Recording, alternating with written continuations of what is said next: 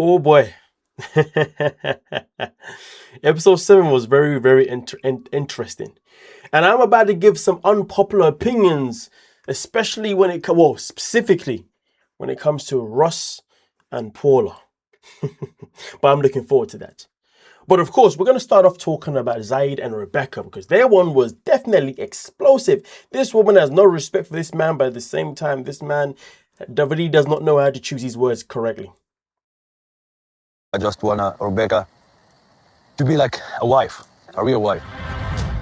We not talk much. We not, at least like you not cook for me. Like you work 16 hours or 14. First and foremost, he says, I want Rebecca to be a good wife. To be fair with you, there's nothing wrong with that statement, in my opinion, because if you're saying there's nothing wrong, I want you to be a good wife. It's okay to say that if it's going to come with a good explanation. Then he goes, no. I want you to be a real wife. I mean, at that point, I was like, the explanation needs to be good now. Because you go from good to real. Oh, God, you're making it worse. You're digging the grave. And then he says, what? We need to talk more. I like that. That's healthy. But then he says, you don't cook for me. I was like, whoa. You're about to put yourself in a situation now because you're now going to put yourself in that conversation where all the women are going to be like, so are you trying to say that we're only built for the kitchen? Got to be careful what you say, young man. Got to be careful what you say. But then, to make it worse, he then adds on by saying you work 16, 14 hours. So he wants her to go to work for 16 to 14 hours, then come back and cook for him. Is he okay in the head? That's not going to land well. That doesn't make any sense. That doesn't describe what that doesn't back up your statement of wanting a good or real wife. Oh my goodness gracious me. But you know what though, folks? Let's continue before I elaborate a little bit more. 15 hours for something that, sadly, it's not what you can have right now. First and foremost, it's not sadly. This is just the honest truth. There is no sadly. No, you cannot have that because you've got a working wife. If you didn't want a working wife, well, guess what? You shouldn't have married her. Or find a way to communicate in a way that Rebecca's actually going to listen, which I know is going to be the hardest thing, though, because the woman barely listens to anything that anyone says. But anyway, we continue. Cleaning, why that doesn't make it like a wife? You don't have to cook and clean just to be a wife. From the time that he got here, and we realized that he doesn't like hardly anything that I cook. He doesn't like American food. So we actually never eat the same food anymore. And that You see, Rebecca didn't recognize it, but when she started speaking about, I used to be a chef, and I do want to cook for him, but he doesn't like the same food as me. That's when Rebecca shot herself in the foot. The tables turned at that point. Why? Because you say you used to be a chef, right? Interesting. Okay, good. But listen, whether you're a chef or not, it doesn't matter based on what I'm going to say next. The matter of the fact is, you know that he doesn't like American food. So do you know what you could have done, Rebecca? You could have asked him what dishes does he like from his homeland. Asked him what he likes. And then you could be like, okay, babe, don't worry. I'm going to look up some recipes online. And I'm going to do my best to make the dishes that you like. And you can let me know when they're good. And you can let me know where maybe I can improve them, X, Y, Z. But no, instead of doing that, these two now eat 2 separate meals at their dinner table, which tells me that he cooks his meal while she cooks her own meal. That is not healthy. In life, you always have to find the solution, but angry people don't find solutions. They just stay angry. That being Rebecca. But either way, though, Zeid has not put himself in a very good position here, especially with the letters. Paul is definitely speaking up. isn't about I think Zeid is expecting Rebecca to work a full day and then come home and clean and cook. That's what it makes a good wife for Zeid. And him wording himself in that way is exactly what's put him in a much more sticky situation and put Rebecca even more in a driving seat to continue being a wackadoodoo. It's a responsibility to say something better than I work too much. There's nothing constructive about that. If there's something specific that I'm not doing that I need to be doing for you. She makes a very valid point. If you're going to say something, give me informative information back. Give me something that I can work with, not something that I can't work with. So far, he hasn't given her anything that she can work with. And to be honest with you, let's just talk about language barrier real quick. Language barrier and choice of words in this conversation is irrelevant. Why? Because you see, however he feels about Rebecca neglecting her duties in his eyes of being a good wife, being a real wife, these are things that he would have thought about time and time and time again. Things that he'd already had listed in his head. So therefore, at this moment in time, it should have been easy for him to say, okay, boom, there's this, there's that, there's that, there's this, that, and the other, etc. But man just was like, cook, talk. Come on, man. You're not putting yourself in a very good position to be standing your ground here, Zeid. Do better, my friend. If you're going to come forward with some very interesting choice of words, you better have words to back them up and informative information of how you can support yourself. Now, don't get me wrong. Rebecca does not do a great job when it comes to listening. Nor does she do a great job when it comes to letting him finish what he's saying. But in this situation, if he had everything that he wanted to say ready, he could have said it quick time with no hesitation. And trust me, should have had no space to interrupt him. But this is the issue though. I don't want to hear about the fact that Rebecca's aggressive and Rebecca's loud, blah, blah, because it goes back to the same point. I've made this point here. It goes to the point that I'm going to make about another person soon. And that is that if you are going to be in a relationship with a woman who has a backbone, or a woman that is outspoken, a woman that just doesn't care and will say anything, don't be with someone like that unless you know how to stand on business. Men, you are failing yourselves. If I hear a man say, yeah, but she did this to me, she did that to me. No, I want to know about what you did. I want to know about how you handled the situation. Because if you come around and you say, do you know what, listen, I stood on business, but she still continued. You know what? At least I know you stood on business, but the question is what you're doing now. In my opinion, depending on the context of the situation, this is when you start looking to walk away, because why are you going to stay with somebody that doesn't respect you even when you stand on business? But if you have a conversation with me and you say, oh, this happened and this happened, and you did absolutely nothing, I don't feel sorry for you. You made your choice. You chose who you wanted to marry. You chose who you want to share a bed with all the time. That is on you. And this is flip it around, folks. Flip it around. Ladies, if you're with a man that you don't feel like respects you, doesn't necessarily behave in ways that he should be behaving, or if you're with a man that you can walk all over and he never stands, he never puts you in your place,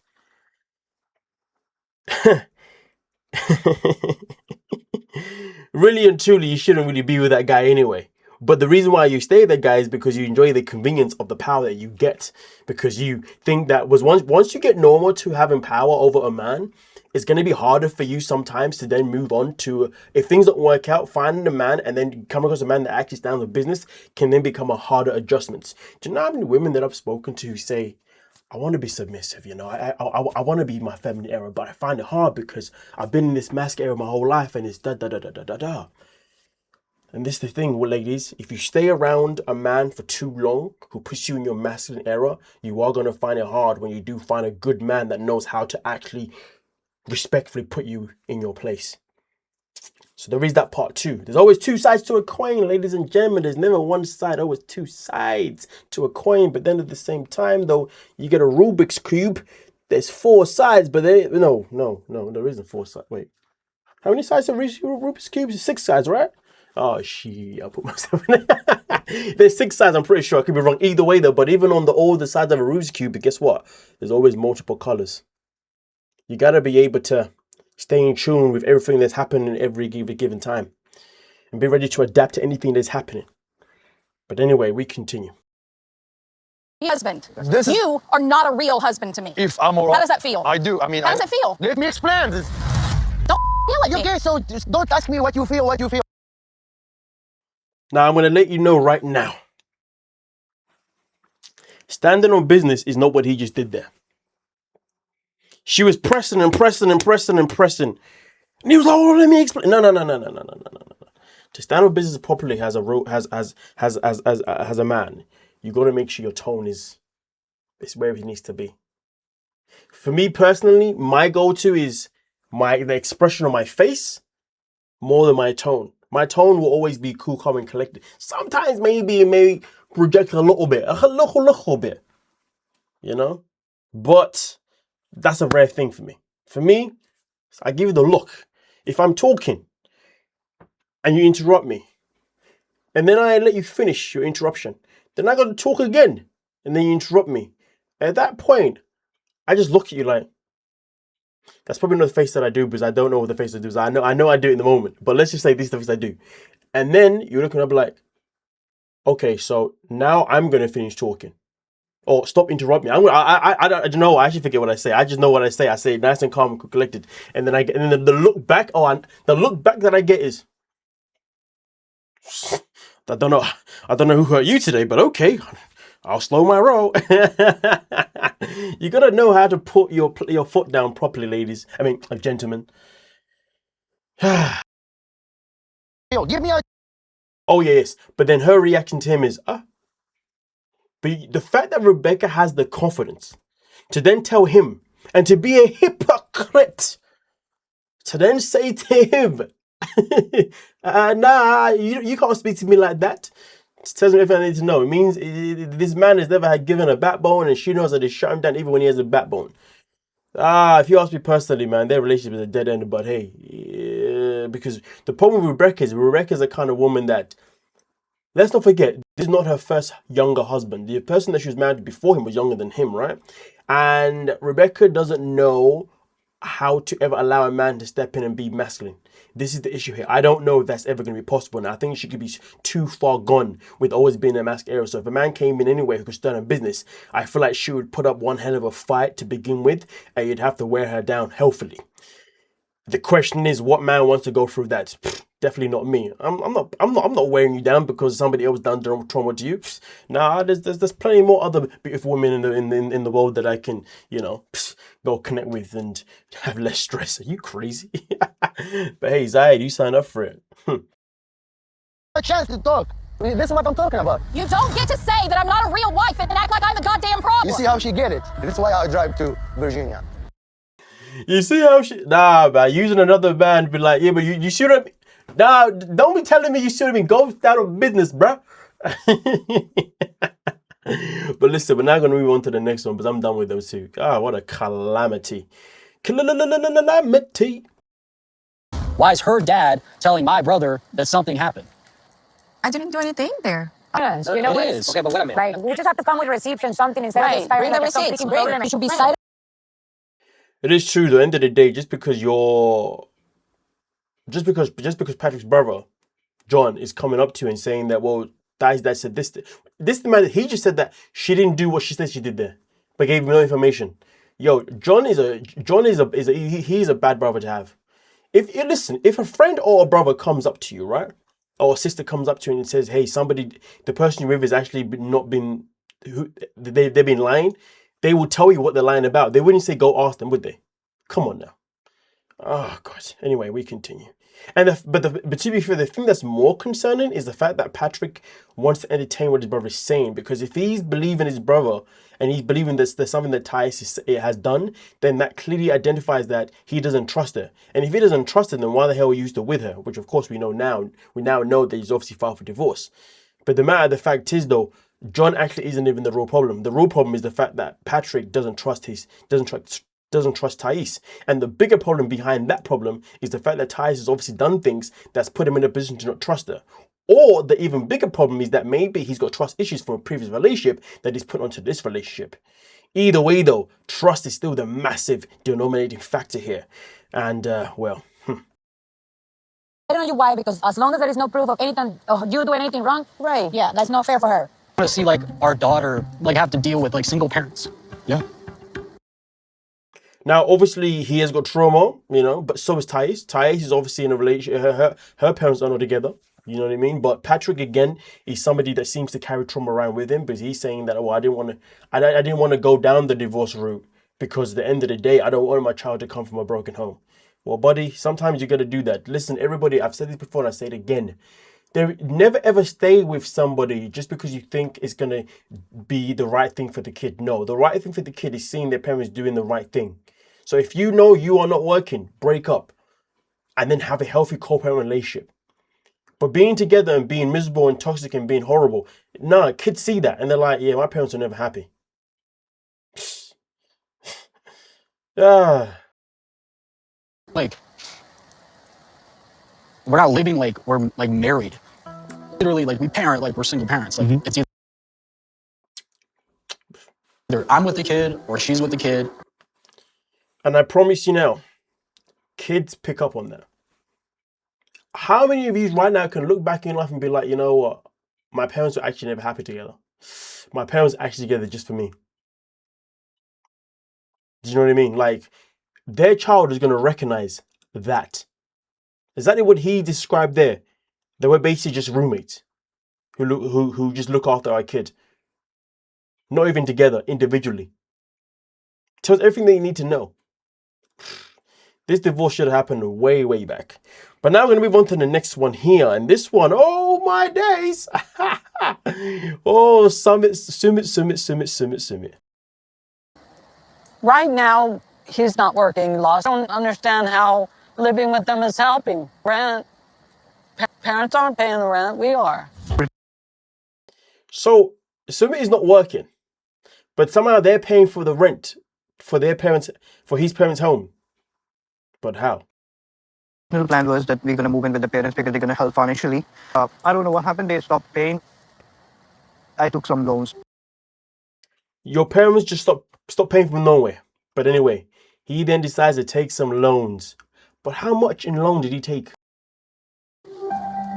It might be near about $50,000 to $20,000. Putting you guys in a tough situation, that's a lot of money. Did you discuss this with Jenny when this was going on? What do you guys think? No, he didn't discuss it. He just did it. And tell Jenny about this loan because she will not understand that why I was paying and she will get mad. Listen, unpopular opinion or no. This is an opinion that people may be like, come on, man, please. But I'm gonna tell you, 100%. Sumit has been lying to Jenny since day one. This man catfished her since day one. Since they've been together, every time we see these two in screen, Sumit is always lying about something. He has never been truthful with Jenny. Now, right now, we know that Jenny came out with a post and she clarified that she was diagnosed with ALS after filming this series because at the time she was unaware of it. And since then, what's happened? They've set up a GoFundMe and they're looking for people to come and help them financially in any way, shape, or form. Saab has even come out to help them. But should we be giving our money? Should we be giving our money to somebody that is a liar? This man took out 15 to 20K. He doesn't even know. That's the crazy part. He said 15 to 20K. It could be 30K. It could be 100K. We don't know. Maybe probably it's definitely 100K, but you get what I'm gift. My gift is, why does he not know specifically? Because the man does not know how to be truthful. Everything that comes out of his mouth is not truthful. He's a liar. That's all he does is lie. All he does is withhold information. Oh, I didn't want to tell Jenny because, she wouldn't understand. How many times have I heard him utter the words, I didn't tell Jenny because she would not understand. He says that time and time again. Why is she with this guy? He does not bring anything of value to her life in any shape or form. He's just a user. Complete waste, man. How do we know that the money that people are given to their accounts, to these GoFundMes, all these things, how do we know this money is actually being treated properly by Sumit? I hope the money is going directly. I hope Jenny is in control of this account, and he doesn't have no control because he cannot be trusted.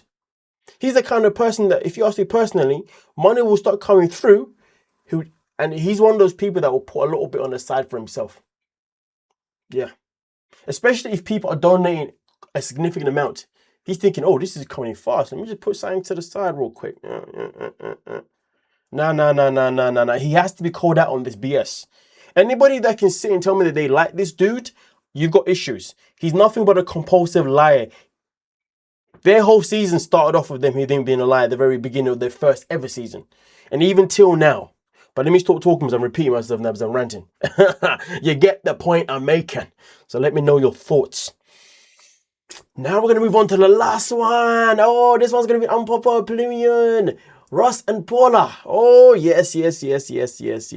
Oh, Russ is such He has a... gotten a lot of action himself. You can ask him how many times he has given me action, like since we actually listened to the therapy. It's all about, you've already called me out that I don't know what I'm doing down there, and you won't tell me. Well, at least You try, won't and I will tell communicate you, like, can I try? But I'm not going to tell you, hey, do you want to try to do this? You are the man.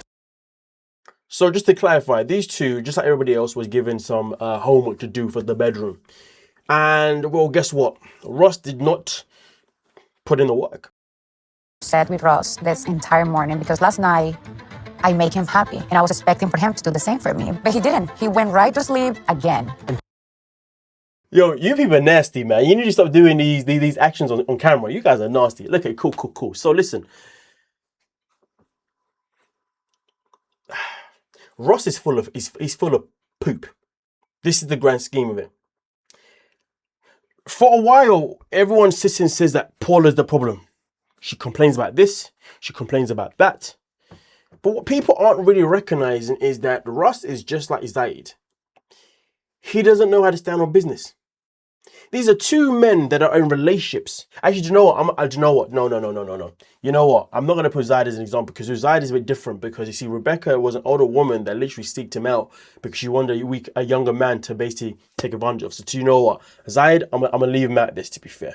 Russ is a bit more like Gino in a certain way. Two men who went to South America to find a beautiful woman. Beautiful Latin women. Now, stereotypically, Latin women are known for what? They are known for having tempers. They are known for having high intimacy drives. They are known for never knowing when to be quiet and just saying whatever's on their chest.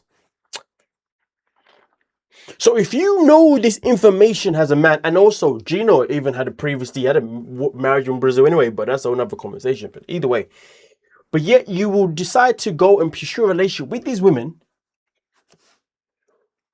but then both of them don't want to satisfy these women in the bedroom. That is wild. Intimacy is a high thing, stereotypically, for these type of women, stereotypically, right? So understand, if you pleasure them right in the bedroom, they are more likely to treat you right outside the bedroom. But that's just not. The whole shebang. But also knowing how to stand on business will also allow them to treat you right as well. Because by default, a lot of them, because they're so overpowering, they have this strong personality, they're always going to test and see what type of doormat you are. And the matter of the fact is, Gino showed himself to be a doormat, Russ has showed himself to be a doormat.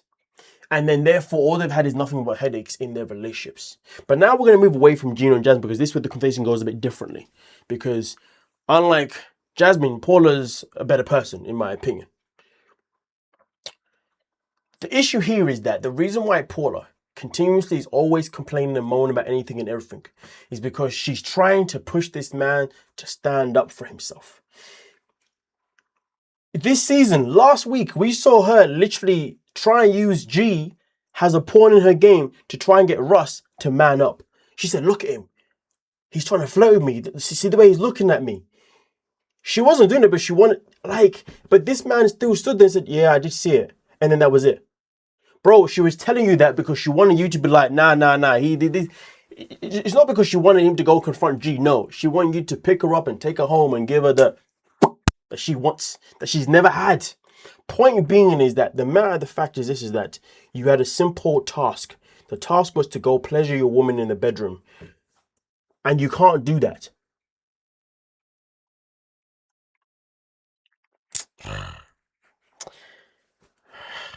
More of the story is this, folks, okay? There are certain women in this world, okay? Doesn't matter where they're from, what ethnicity, all that kind of stuff, right? And this is the same thing goes for men too, but there are certain women in this world that if you are a doormat, they will always treat you as a doormat. And if they're going to treat like a doormat, there is no point of sitting there and saying that, well, she does this, she does that, or saying that, you know, she doesn't let me do this. No. The reason why she is the way she is because you allow that behavior. It's as simple as 1, 2, 3. Stand on freaking business. It's as simple as 1, 2, 3. Have a backbone. Show her who the man of the house is. It's that simple. But no, He doesn't do that. You know, the first thing that Russ should have ever done this is the first thing he should have ever done with Paula. The moment that she was complaining and asking him to leave his job so she can go and pursue her wrestling career, he should have said, listen, I'm going to help you and I'm going to support you pursue your wrestling career. But what I'm not going to do is quit my job. I like my job. It pays me well. It puts food on the table. And yeah, that's it. That's it. In that moment in time, I promise you now, Porter would have been like, well, the good thing is he said he's going to help me pursue my career. Okay, cool. I won't say anything. The only thing is after that, you've then got to follow up. It's one thing saying something to put someone in their place healthily, but it's another thing than standing by those words. And then after that, continue doing your job and then also showing her any support possible you can within this wrestling idea that she has. Now, of course, if it involves moving, that's another conversation you can have. In that conversation, you adapt to it. You say, okay, cool. I'm going to see if there's other jobs around that area that's similar to mine, but we're not moving until I get a job in that new area that we need to go to help you. That's simple. But he didn't do none of these things. This is what he did. Actually, no, I'm not going to do that. He bent over. He bent over and said, peg me, baby, peg me. Peg me, baby, peg me. If you know what I'm talking about, you know, that's what he did.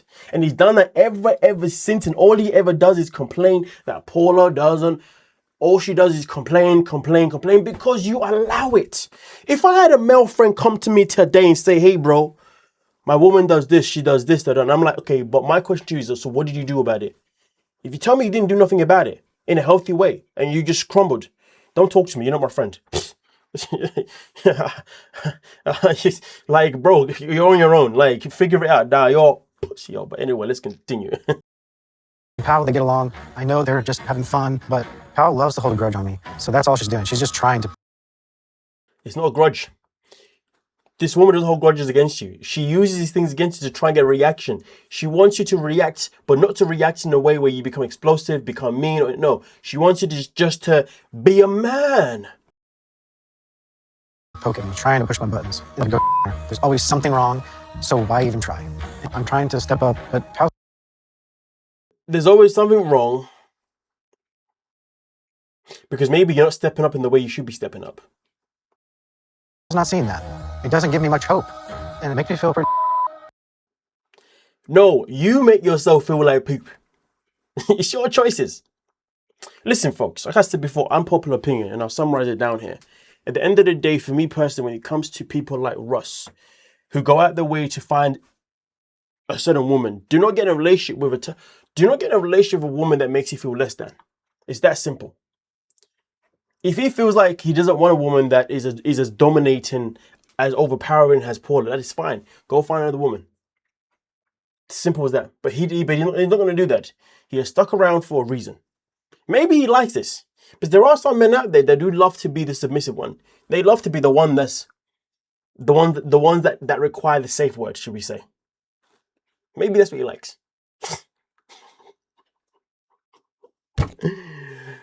For me personally, I'll never understand men that actually like that stuff. But nah, listen, nah, man, I'm the master no matter what. Get the hell out of here.